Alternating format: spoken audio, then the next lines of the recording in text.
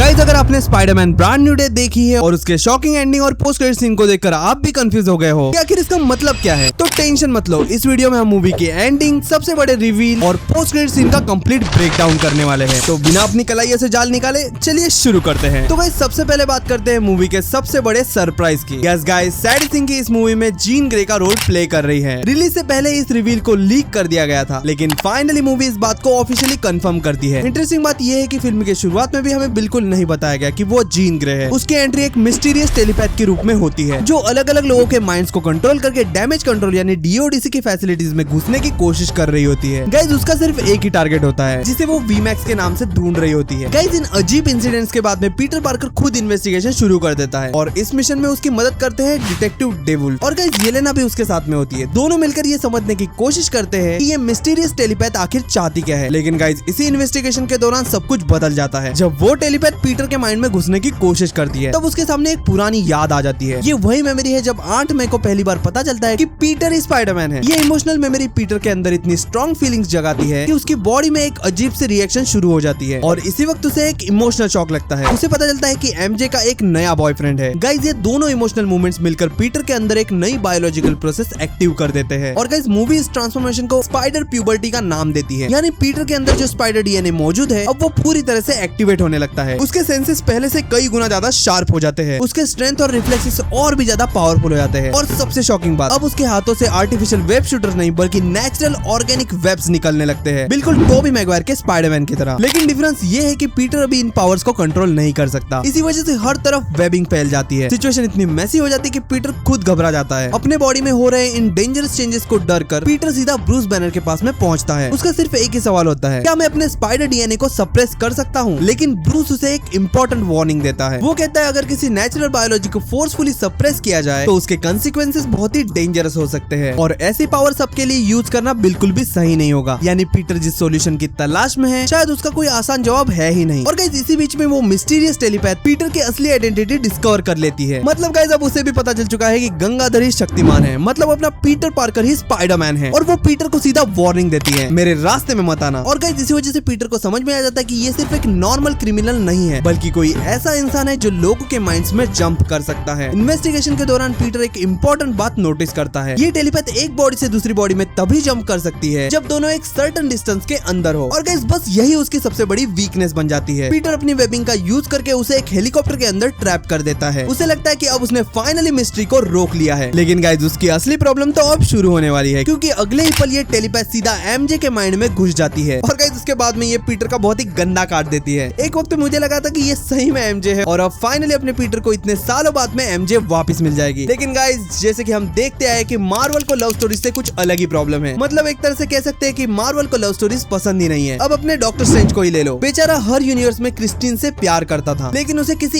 एक यूनिवर्स में भी क्रिस्टीन मिली ही नहीं। क्या बोल रहे हो कि रिलेटेबल लग रहा है? खैर छोड़ो, back to the story. Peter को लगता है कि उसने हेलीकॉप्टर में टेलीपैथ को ट्रैप कर लिया है और अब सब कुछ उसके कंट्रोल में है। लेकिन गाइस, अगला ही मोमेंट उसकी सबसे बड़ी गलती साबित हो जाती है। वो मिस्टीरियस टेलीपैथ सीधा एमजे के दिमाग में घुस जाती है और फिर पीटर को इमोशनली मैनिपुलेट करने की कोशिश करती है। और गाइस, यहाँ पर वो एमजे के बॉडी में है और वो उसे किस कर लेती है। लेकिन ये सिर्फ एक इमोशनल ट्रिक नहीं थी। इसके तुरंत बाद वो एमजे को बिल्डिंग से नीचे गिराकर मारने की कोशिश करती है। और गाइस, यहीं से पीटर को समझ आता है कि वो किसी नॉर्मल विलन से नहीं बल्कि एक बहुत ही डेंजरस साइकिक पावर वाले इंसान से लड़ रहा है। एमजे की जान बचाने के बाद में पीटर उसे एक सीक्रेट जगह ले जाता है। ये जगह और कोई नहीं बल्कि फ्रैंक कैसल यानी पनिशर की बोट होती है। यहीं पर पीटर और एमजे मिलकर डैमेज कंट्रोल की सीक्रेट फाइल्स और फेशियल रिकॉर्ड्स को इन्वेस्टिगेट करना शुरू कर देते हैं। और गाइस, इसी इन्वेस्टिगेशन में सबसे बड़ा सच सामने आता है। फाइल चेक करते वक्त पीटर को पता चलता है कि इस मिस्टीरियस लड़के का असली नाम है जीन ग्रे और उसका पूरा नाम होता है जीन एलिन ग्रे। और गाइस, एलिन उसकी माँ का नाम है। लेकिन गाइस, उसकी फैमिली की कहानी काफी ज्यादा ट्रेजिक है। फ्लैशबैक में हमें पता चलता है कि जीन और उसकी बड़ी बहन सैरा बचपन से ही अनयूजुअल मेंटल पावर्स के साथ में पैदा हुई थी। इन्हीं पावर्स की वजह से उसकी माँ उन दोनों को छोड़कर चली गई। बाद में डैमेज कंट्रोल ने सैरा को पकड़ लिया, लेकिन अपनी टेलीपैथिक एबिलिटीज को यूज करके सैरा ने जीन को वहाँ से भागने का मौका दिया और खुद पीछे ही रह गई। और गाइस, मूवी का ये मोमेंट काफी ज्यादा इमोशनल फील होता है, क्योंकि सैरा ने अपनी बहन की जान बचाने के लिए खुद को सैक्रिफाइस कर दिया। अगर आपने इस सीन को ध्यान से देखा हो तो सैरा के बालों में ग्रीन और येलो कलर का बो नजर आता है। ये सिर्फ एक नॉर्मल हेयर बैंड नहीं, ये एक्चुअली मार्वल कॉमिक्स में मार्वल गर्ल यानी जीन ग्रे के ओरिजिनल कॉस्ट्यूम का कलर है। यानी मार्वल ने एक छोटे से प्रॉप के थ्रू कॉमिक्स फैंस के लिए एक हिडन ईस्टर एग छुपा दिया था। अब अगर कॉमिक्स की बात करें तो जीन ग्रे एक्समैन की सबसे इंपॉर्टेंट मेंबर्स में से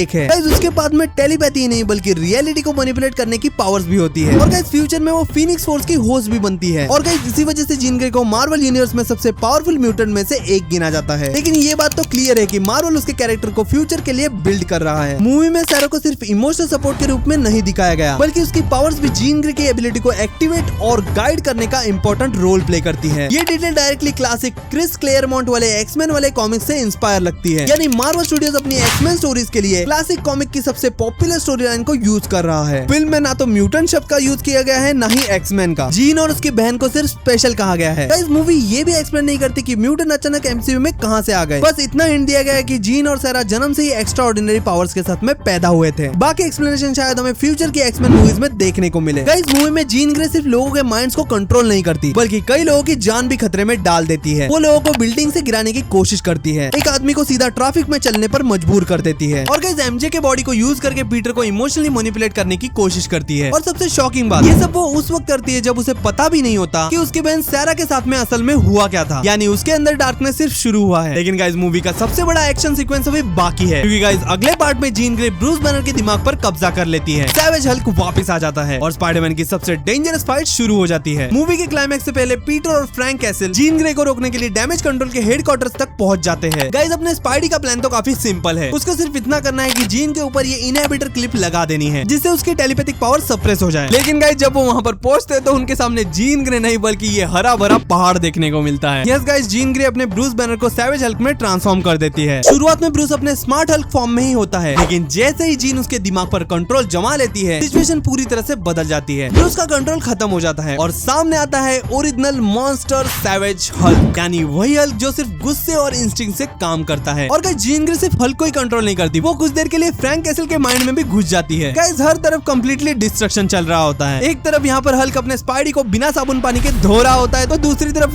माइंड कंट्रोल पनिशर अलग ही उत्पात मचाया जा रहा होता है। लेकिन गाइस फाइट के दौरान एक इंटरेस्टिंग चीज होती है, सैवेज हल्क पीटर को मारने की पूरी कोशिश नहीं करता, जैसे उसके अंदर कहीं ना कहीं ब्रूस बैनर का एक छोटा सा हिस्सा अभी भी बचा हुआ हो। इसी मौके का फायदा उठाकर पीटर जीन के पास में पहुंच जाता है और फाइनली उसके ऊपर वो इनहिबिटर क्लिप लगा देता है। चिप एक्टिवेट हो जाती है, जीन का कंट्रोल टूट जाता है और फ्रैंक नॉर्मल हो जाता है और डैमेज कंट्रोल जीन को अरेस्ट कर लेता है। लेकिन गाइस कहानी यहाँ पर खत्म नहीं होती। अरेस्ट होने से पहले जीन एक ही नाम बार बार ले रही होती है, सैरा। पीटर को लगता है कि विलियम मेट्ज़गर ने उसे सब कुछ सच बता दिया, लेकिन जब पीटर नेड और एमजे के साथ में बैठा होता है तब एमजे उसे बताती है कि उसे कंट्रोल लेने के बाद में उसे कुछ भी याद नहीं था। तभी उसे पता चल जाता है कि वो पूरी तरह से झूठ बोल रहा था, इसीलिए पीटर जीन को बचाने का फैसला करता है। उसी वक्त जीन को भी एक शॉकिंग रियलाइजेशन होता है, जिस वीमैक्स को वो इतने टाइम से ढूंढ रही होती है वो कोई मशीन या कोड नहीं था, बल्कि उसे जिस रूम में कैद किया गया था उसके ऊपर लिखा हुआ था। नॉर्मल भाषा में कहे तो एक वेंट मार्किंग था, यानी उसकी बहन सैरा उसके लिए एक हिडन मैसेज छोड़ के गई थी, और उस मैसेज का मतलब था कि डैमेज कंट्रोल ने सैरा पर एक्सपेरिमेंट किए थे और फिर उसे मार दिया। अब सब कुछ क्लियर हो जाता है। डैमेज कंट्रोल का असली ऑब्जेक्टिव जीन को कैप्चर करना नहीं बल्कि उसके ब्रेन को स्टडी करना था, ताकि वो उसकी टेलीपैथिक एबिलिटीज को कॉपी करके एक ऐसा इंसान बनाना चाहते थे जिसके दिमाग को वो खुद कंट्रोल कर सके। यानी यहाँ पर जीन सिर्फ एक प्रिजनर नहीं थी बल्कि एक डेंजरस साइंटिफिक एक्सपेरिमेंट का हिस्सा थी। और गाइस जब पीटर यहाँ पर प्रिजन में हैंड के ग्रुप से लड़ रहा होता है तब उसे पता चलता है कि इस कमीने डैमेज कंट्रोल ने उसके वेब शूटर को रेजिस्ट कर सके ऐसे हथियार बना लिए हैं। मतलब डैमेज कंट्रोल पहले से ही तैयार खड़ा था कि स्पाइडरमैन जैसे ही उनके खिलाफ हो जाए तब वो उसका बैंड बजा सके। और गाइस एक मोमेंट पे ऐसा लग रहा था कि ये द हैंड का ग्रुप उन वेपन्स को यूज करके अपने स्पाइडरमैन को मार ही देंगे। गाइस वो लिटरली खून की उल्टी कर रहा होता है, लेकिन उसके बाद में पीटर अपना इनहिबिटर खुद ही निकाल देता है, जिससे उसकी म्यूटेटेड पावर एक्टिव हो जाती है। फिर गाइस उसके बाद में पीटर उस द हैंड के ग्रुप की तो बैंड बजा देता है। और गाइस यहाँ पर एक बात नोटिस करने जैसी है, उसके ऑर्गेनिक वेब शूटर्स इतने स्ट्रॉन्ग होते हैं कि वो उन स्पेशली डिजाइन वेपन्स को भी सरपास कर देते हैं। और गाइस फिर पीटर उन सबको नॉन लीथल तरीके से हरा देता है। उसका नया स्पाइडर फॉर्म पहले से कई गुना ज्यादा पावरफुल दिखाया गया है। और गाइस दूसरी तरफ डैमेज कंट्रोल के एक्सपेरिमेंट्स उल्टा असर कर देते हैं, जीन की पावर्स और भी ज्यादा इवॉल्व होने लगती है। साइंटिस्ट नोटिस करते हैं कि उसकी ब्रेन वेव सिर्फ लोगों को नहीं बल्कि आसपास के ऑब्जेक्ट्स को भी अफेक्ट कर रही है। और फिर जीन रूजवेल्ट आइलैंड से एक मैसिव साइकिक वेव रिलीज करती है। ये वेव इतनी मैसिव होती है कि लगभग पूरे न्यूयॉर्क सिटी को कवर कर लेती है और सब लोग जहाँ पर थे वहीं पर फ्रीज हो जाते हैं। और गाइस इस इम्पॉसिबल सिचुएशन में पीटर एक बहुत ही रिस्की डिसीजन लेता है। वो जीन को अपने माइंड के अंदर आने देता है और हम दोबारा उसी इमोशनल मेमोरी में पहुंचते हैं जहाँ पर आंट में पीटर से बात कर रही होती है, लेकिन इस बार उस मेमोरी में पीटर की जगह पर जीन ग्रे होती है। गाइस यहाँ पर आंट में उसे कहती है कि दुनिया में कुछ लोग उसके साथ में बहुत ही बुरा करेंगे सिर्फ इसीलिए क्योंकि वो अलग है, लेकिन उसकी असली पहचान उसकी पावर्स नहीं बल्कि वो खुद है। और एक दिन उसे ऐसे लोग जरूर मिलेंगे जो उसे सिर्फ इसलिए प्यार करेंगे क्योंकि वो जीन है। गाइस ये सीन सिर्फ जीन को ही नहीं ऑडियंस को भी काफी ज्यादा इमोशनली कनेक्ट कर देता है। और गाइस यही मोमेंट उसके अंदर के डार्कनेस को तोड़ देता है। और गाइस इसी मोमेंट पर पनिशर दूर से जीन पर स्नाइपर राइफल से गोली चला देता है, लेकिन पीटर बिना एक सेकंड सोचे उस गोली के सामने आ जाता है। यानी वो जीन की जान बचाने के लिए अपनी जान दांव पर लगा देता है। और गाइस ये मोमेंट मूवी का सबसे इमोशनल और हीरोइक सीन बन जाता है। गाइस पीटर को गोली लग चुकी होती है और उसकी जान बचाना लगभग इम्पॉसिबल लग रहा था, लेकिन तब जीन अपनी सबसे पावरफुल एबिलिटी यूज करती है। वो अपनी रियलिटी वॉर्पिंग पावर का इस्तेमाल करके पीटर को मरने से बचा लेती है। बाद में पीटर हॉस्पिटल में होश में आता है। यानी जीन ने पहली बार अपनी पावर्स का यूज किसी को बचाने के लिए किया। इसी मूवमेंट से उसके कैरेक्टर का पूरा डायरेक्शन बदल जाता है। गाइस जीन के एक्सपोज होने के बाद में डैमेज कंट्रोल के सारी ह्यूमन एक्सपेरिमेंट्स पब्लिक हो जाती है। एजेंसी के खिलाफ इन्वेस्टिगेशन शुरू हो जाती है, लेकिन एक इंसान अभी भी मिसिंग होता है, विलियम मेडगर। गाइस मूवी हमें यहाँ पर हिंट दे रही है कि फ्यूचर में म्यूटेंट्स के खिलाफ सबसे बड़ी कैंपेन वही शुरू करेगा, बिल्कुल वैसे ही जैसे कॉमिक्स में एंटी म्यूटेंट कैरेक्टर्स करते आए हैं। यानी ये सिर्फ शुरुआत है। गाइस मूवी के एंड में जीन ग्रे एक बस में बैठकर शहर छोड़ देती है। वो एक ऐसी जगह पर जा रही होती है जो देखने में वेस्टचेस्टर काउंटी जैसी लगती है। और मार्वल फैंस के लिए ये एक बहुत ही बड़ा हिंट है, क्योंकि यहीं कहीं फ्यूचर में प्रोफेसर एक्सेवियर का इंस्टीट्यूट देखने को मिल सकता है। यानी ये एंडिंग डायरेक्टली एक्समैन का फ्यूचर टीज करती है। मूवी के इमोशनल एंडिंग में पीटर दोबारा एमजे से मिलता है, लेकिन एमजे उसे साफ कह देती है कि वो अब पीटर से प्यार नहीं करती। वो मेमोरी वाइप के बाद में अब एग्जिस्ट ही नहीं करती। यानी उसकी पुरानी लव स्टोरी फिलहाल खत्म हो चुकी है। पीटर भी अब उस रिलेशनशिप को फोर्स करने की जगह उसे एक्सेप्ट कर लेता है। एंडिंग का सबसे इमोशनल मोमेंट तब आता है जब पीटर दोबारा नेड से मिलता है और दोनों अपना आइकॉनिक हैंडशेक दोबारा करते हैं। बस इसी हैंडशेक के बाद में नेड के एक्सप्रेशंस बदल जाते हैं, जैसे उसे अचानक सब कुछ याद आ गया हो। मूवी ऑफिशियली कुछ कंफर्म नहीं करती, लेकिन स्ट्रॉन्ग हिंट देती है कि डॉक्टर स्ट्रेंज के मेमोरी स्पेल के बावजूद नेड के अंदर कुछ मेमोरीज वापस आ रही है। गाइस अब बात करते हैं पोस्ट क्रेडिट सीन की। हम नेड का स्पाइडी ट्रैकर ऐप देखते हैं, जिसका वो पूरी मूवी में स्पाइडरमैन की लोकेशन ट्रैक करने के लिए यूज करता है। स्क्रीन पर हमें क्वींस का लोकेशन पर पिन दिखाई देता है और ऐप बार बार बोलता है new Spiderman sighting location unknown. लेकिन कुछ ही सेकंड के बाद में कैमरा अर्थ से बाहर स्पेस की तरफ जूम आउट करने लगता है। तभी स्क्रीन पर कुछ अजीब से ग्लिचेस आने लगते हैं। पहले रेड ग्लिच, फिर मल्टी कलर ग्लिच, और अचानक स्पेस के बीच में एक नया लोकेशन पिन अपीयर हो जाता है। इस बार ऐप कहता है लोकेशन फाउंड और मूवी वही खत्म हो जाती है। लेकिन ये नया स्पाइडरमैन है कौन? तो गाइस इस सवाल के बारे में मेरे पास में 3 थियरीज है। पहली थियरी है बैटल वर्ल्ड। सबसे पहली पॉसिबिलिटी ये हो सकती है कि डॉक्टर डूम ने पीटर को किसी और रियलिटी में टेलीपोर्ट कर दिया हो, जो अवेंजर डूम्सडे और सीक्रेट वॉर्स की कहानी का एक इंपॉर्टेंट हिस्सा बनने वाली है। गाइस मेरी दूसरी थियरी जुड़ी हुई है सोनी के स्पाइडरवर्स से। पोस्ट क्रेडिट सीन में जो ग्लिच इफेक्ट दिखाई देता है वो काफी हद तक एनिमेटेड स्पाइडरवर्स मूवी जैसा लगता है। हो सकता है मार्वल और सोनी फ्यूचर में स्पाइडरवर्स मूवी को टीज कर रहे हो और ट्रैकर किसी और स्पाइडरमैन वेरिएंट को डिटेक्ट कर रहा हो। और गाइस अब फाइनल सबसे एक्साइटिंग थियरी, क्या टोबी मैगवायर वापस आ गया है? याद है स्पाइडरमैन नो वे होम में नेड ने स्लिंग रिंग की मदद से दूसरे यूनिवर्स के पीटर पार्कर के लिए पोर्टल्स खोल दिए थे। मूवी के एंडिंग में लग रहा है कि नेड को पीटर की कुछ मेमोरीज वापस मिल रही है। अगर ऐसा है तो हो सकता है कि उसका ट्रैकर किसी और यूनिवर्स के पीटर को डिटेक्ट कर रहा हो। और फैंस का मानना है कि ये कोई और नहीं बल्कि टोबी मैगवायर का स्पाइडरमैन भी हो सकता है। लेकिन गाइस फिलहाल मूवी ने इस बात का ऑफिशियल कंफर्मेशन नहीं दिया है। लेकिन गाइस ये tease clearly Avenger Secret Wars की तरफ इशारा करता है। लेकिन गाइस सच कहूं तो मुझे तो ऐसा लग रहा है कि इस पोस्ट क्रेडिट सीन के थ्रू मार्वल हमें बताना चाहता है कि स्पाइडरमैन हमें डूम्सडे में भी दिखने वाला है। अब गाइस एमसीयू के फ्यूचर की बात करें तो एक बात तो बिल्कुल क्लियर है, जीन ग्रे फ्यूचर में वापस आएगी और उसका रोल एमसीयू के म्यूटेंट सागा में बहुत ही इंपॉर्टेंट होने वाला है। और साथ ही में ये स्पाइडरमैन का पोस्ट क्रेडिट सीन भी सीधा अवेंजर डूम्सडे या सीक्रेट वॉर की कहानी से कनेक्ट होता हुआ दिख रहा है। यानी स्पाइडरमैन ब्रांडेड सिर्फ एक स्टैंड अलोन मूवी नहीं थी, बल्कि एमसीयू के नेक्स्ट मैसिव चैप्टर की फाउंडेशन है। गाइस अब कमेंट्स में बताओ आपको क्या लगता है, स्पाइडर ट्रैकर ने आखिर किस स्पाइडरमैन को डिटेक्ट किया होगा? बैटल वर्ल्ड वाला पीटर, कोई स्पाइडरवर्स वेरिएंट, या फिर टोबी मैगवायर का स्पाइडरमैन? गाइस अपनी सारी थियरीज कमेंट्स में जरूर बताना। बाकी गाइस अगर वीडियो पसंद आए हो तो लाइक कर देना, इस हाइप के बटन को भी जरूर दबा देना और गाइस प्लीज चैनल को सब्सक्राइब करना मत भूलना। बाकी गाइस मैं मिलता हूँ आपसे ऐसी अगली वीडियो में, तब तक के लिए stay tuned and be marvellous.